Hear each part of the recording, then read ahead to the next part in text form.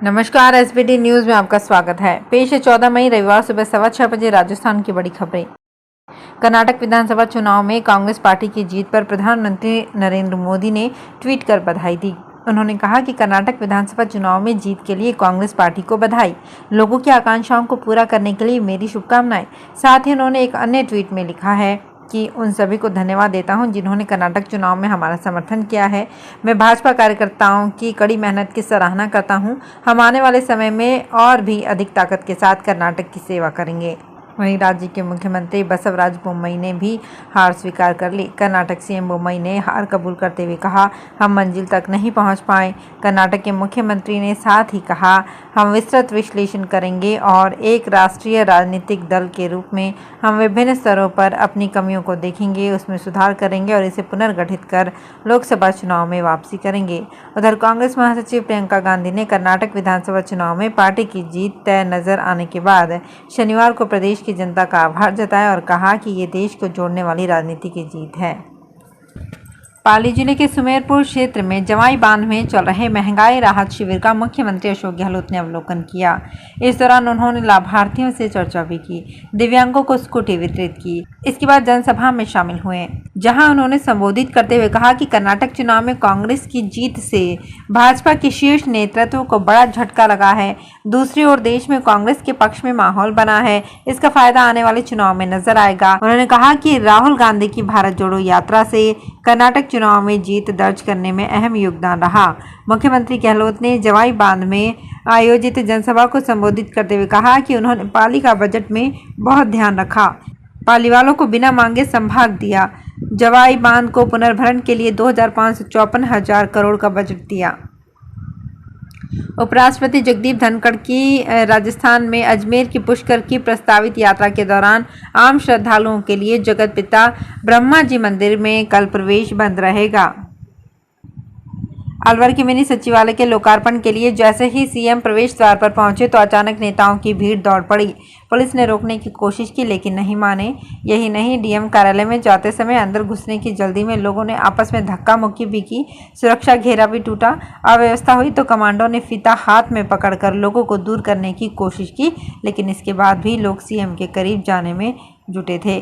महंगाई राहत शिविर में भी धक्का मुक्की जैसा माहौल रहा। जाते जाते सीएम ने इस अव्यवस्था पर नाराजगी जाहिर की।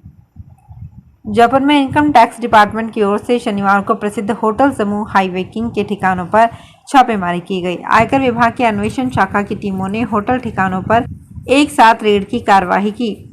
राजस्थान हरियाणा स्थित ठिकानों पर सुबह एक साथ रेड डाली गई। इनकम टैक्स डिपार्टमेंट के सूत्रों ने बताया कि इनकम टैक्स डिपार्टमेंट को शिकायतें मिली थी कि समूह भारी मात्रा में प्रसिद्ध होटल समूह हाईवे किंग भारी मात्रा में कैश में लेन देन कर रहा है।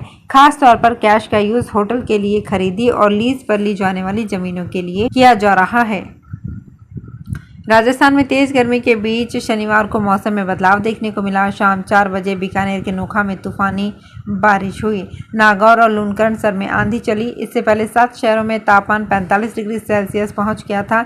ऐसे में ये शहर भट्टी की तरह तप रहे हैं। मौसम विभाग ने राज्य में बादल छाने के साथ ही आंधी चलने की आशंका जाहिर की है। हालांकि इसका तापमान पर कोई ज्यादा असर नहीं पड़ेगा। मौसम केंद्र जयपुर के मुताबिक राज्य में अब सभी शहरों में पारा 40 डिग्री सेल्सियस से ऊपर आ गया है। टोंक, बाड़मेर, बीकानेर, चूरू, जैसलमेर, फलौदी, जालौर में पारा 45 डिग्री सेल्सियस को छू गया है। पाकिस्तान से आ रही गर्म हवा के कारण राज्य में गर्मी तेज हो गई।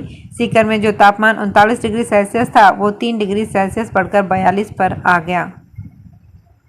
सीकर जिले के खाटू श्याम जी मंदिर में भक्तों की राह आसान बनाने के लिए अब 3.5 किलोमीटर का कॉरिडोर बनेगा। इसकी लागत करीब 32 करोड़ रुपए होगी। इस संबंध में शुक्रवार को सचिवालय में बैठक हुई। सार्वजनिक निर्माण विभाग के प्रमुख शासन सचिव वैभव गालरिया की अध्यक्षता में बैठक हुई। बैठक में सीकर जिला collector doctor Amit Yadav, VC से जुड़े विभाग के मुख्य अभियंता एवं अतिरिक्त सचिव संजीव माथुर और अन्य अधिकारी उपस्थित रहे। मुख्यमंत्री अशोक गहलोत ने श्रद्धालुओं को सुगम दर्शन उपलब्ध कराने के उद्देश्य से बजट में 32 करोड़ रुपए के समर्पित कॉरिडोर निर्माण की घोषणा की थी। रेलवे द्वारा 12 को वंदे भारत का संचालन अजमेर से जयपुर होते हुए दिल्ली कैंट तक संचालित किया गया था। 1 महीने के बाद भी अजमेर से दिल्ली कैंट के बीच वंदे भारत ट्रेन यात्रियों के बीच लोकप्रिय नहीं बन सकी। लोगों ने वंदे भारत ट्रेन के लोकप्रिय नहीं होने के पीछे किराए के अलावा भी अन्य कई कारण बताए, जिसमें समय रहते अगर सुधार नहीं किया गया तो जिस विजन के साथ ट्रेन को चलाया गया है वो पूरा नहीं हो पाएगा। देश में आगामी चुनाव से पहले ट्रेन का संचालन पॉलिटिकल मैसेज देने के लिए किया गया है। इसी पॉलिटिकल दबाव में ट्रेन का ऐन वक्त पर स्टेशन बदल दिया गया, जो ट्रेन की विफलता का एक बड़ा कारण है। करप्शन और पेपर लीक के मुद्दे पर सचिन पायलट की जन संघर्ष यात्रा का शनिवार को तीसरा दिन चला। सोमवार तक यात्रा जयपुर जिले में चलेगी। सुबह यात्रा का पहला फेज पूरा हुआ। दूदू के पास पालू में यात्रा विश्राम के लिए रुकी। शाम 4:30 बजे से यात्रा का दूसरा फेज शुरू हुआ और नासनोदा तक पहुंचेगी। इधर पायलट की यात्रा राजधानी की तरफ बढ़ने के साथ ही उनके तेवरों में लगातार तल्खी बढ़ती जा रही है। वो लगातार पेपर लीक और करप्शन के मुद्दे उठा रहे हैं। शनिवार को एसीबी शाखा धौलपुर का आकस्मिक निरीक्षण करने पहुंचे एसीबी महानिरीक्षक सवाई सिंह गोतारा ने समाज के लोगों को जागरूक किया।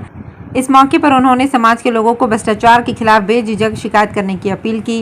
निरीक्षण के दौरान पिछले साल के मुकाबले जिला शाखा एसीबी की प्रोग्रेस रिपोर्ट कम पाए जाने पर चिंता भी व्यक्त की। एक दिवसीय दौरे पर धौलपुर पहुंचे गोदारा ने कहा कि धौलपुर एसीबी यूनिट का आकस्मिक निरीक्षण के दौरान पिछले साल की अपेक्षा एसीबी यूनिट की कार्यवाही काफी कम पाई गई है। उन्होंने कहा कि एसीबी 2 से 3 फील्ड में काम करती है। पहला रंगे हाथ पकड़ने की कार्यवाही पर प्राथमिकता रहती है। धौलपुर में मचकुंड रोड स्थित परशुराम सेवा सदन पर परशुराम शोभा यात्रा समिति द्वारा ब्राह्मण समाज की बैठक का आयोजन किया गया। बैठक में 28 मई को धौलपुर शहर में निकाली जा रही भगवान परशुराम शोभा यात्रा को लेकर चर्चा की गई। बैठक में संयोजक, सह संयोजक और कोषाध्यक्ष के पद को लेकर मंथन किया गया। मंथन के बाद सभी की सहमति से विशंबर दयाल शर्मा को शोभा यात्रा संयोजक नियुक्त किया गया।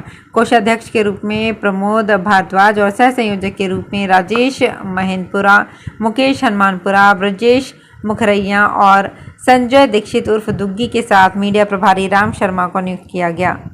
झालावाड़ जिले से जाने वाले हज यात्रियों को सरकारी औपचारिकता पूरी करने के बाद निजी तौर पर भी कई तरह की जानकारी देने के लिए मैरिज गार्डन में कार्यक्रम आयोजित किया गया। इसमें 129 हज यात्रियों ने भाग लिया। हज यात्रियों को मक्का मदीना में हज यात्रा के दौरान किसी भी तरह की परेशानी न हो, इसके लिए यहां सभी का टीकाकरण किया गया और हज के दौरान होने वाले सफ़र के बारे में समझाया गया। आने वाले समय में सभी हज यात्रियों को कैंप में जानकारियां देकर प्रोजेक्टर के माध्यम से समझाया जाएगा। बनास टोन की ओर से झालावाड़ में 17 सालों से ये कैंप लगाया जा रहा है। राजस्थान सरकार ने प्राइवेट स्कूल की तर्ज पर प्रदेश में अंग्रेजी मीडियम महात्मा गांधी स्कूल खोल तो दिए, लेकिन योग्य टीचर्स और अच्छे क्लासरूम की कमी है। राजसमंद के चारभुजा के पूर्व सरपंच नाथूलाल गुर्जर ने इंग्लिश मीडियम स्कूलों के हालात पर सरकार को चिट्ठी लिखी है। चिट्ठी में बताया कि चारभुजा महात्मा गांधी स्कूल को खुले दूसरा साल है। स्कूल में अभी तक संसाधनों और योग्य अध्यापकों की कमी है। ऐसे में कक्षा 1 से 8 तक अंग्रेजी माध्यम से पढ़ाई करवाना संभव नहीं है। उत्तर प्रदेश के 17 नगर निगमों के नतीजे आ गए हैं। सभी सीटों पर बीजेपी ने क्लीन स्वीप किया है। सपा, बसपा और कांग्रेस का खाता तक नहीं खुला। कानपुर नगर निगम में बीजेपी की मेयर कैंडिडेट प्रमिला पांडे दूसरी बार मेयर बनी हैं। उन्होंने करीब 2 लाख से ज़्यादा वोटों से जीत दर्ज की है। लखनऊ में बीजेपी की सुषमा खरकवाल ने सपा की वंदना मिश्रा को बड़े अंतर से हराया है। गाजियाबाद से भाजपा मेयर प्रत्याशी सुनीता दयाल ने 2,87,000 वोटों से जीत दर्ज की है। प्रयागराज में भाजपा के उमेश चंद्र गणेश केसरवानी 1,29,394 मतों से सपा प्रत्याशी अजय कुमार श्रीवास्तव को हराया है। राजस्थान में मई माह में गर्मी अपना पूरा असर दिखाने लग गई है। गर्मी बढ़ने के साथ ही अब पेयजल संकट की आहट भी होने लग गई है। लेकिन अगर गर्मी में आप अपनी प्यास बुझाने के लिए दूसरों के हक के पानी की चोरी की कोशिश कर रहे हैं तो आपको जेल की सलाखों के पीछे जाना पड़ सकता है। जलदाय विभाग ने अब पानी चोरी करने वालों के खिलाफ धरपकड़ अभियान शुरू कर दिया है। मामला धरपकड़ तक सीमित ही नहीं है, बल्कि पानी चोरी करने वालों के खिलाफ केस भी दर्ज करवाया जा रहा है। राजस्थान में अब सूरज के तेज ने अपने तेवर दिखाने शुरू कर दिए हैं। तेज होती गर्मी के कारण लोगों ने पानी की चोरी शुरू कर दी है। बूस्टर लगाकर एक दूसरे का पानी चुराया जा रहा है। पेयजल सप्लाई के दौरान पानी चोरी करने के लिए अवैध बूस्टर्स की भरमार सी हो गई है। जलदाय विभाग जयपुर द्वितीय के अतिरिक्त मुख्य अभियंता रमेश चंद्र मीणा ने बताया कि राजधानी जयपुर में पानी की बढ़ती चोरी को रोकने के लिए जलदाय विभाग ने विशेष टीमें गठित की हैं। तो फिलहाल इस बुलेटिन में इतना ही। फिर हाजिर होंगे कुछ और बड़ी खबरों के साथ।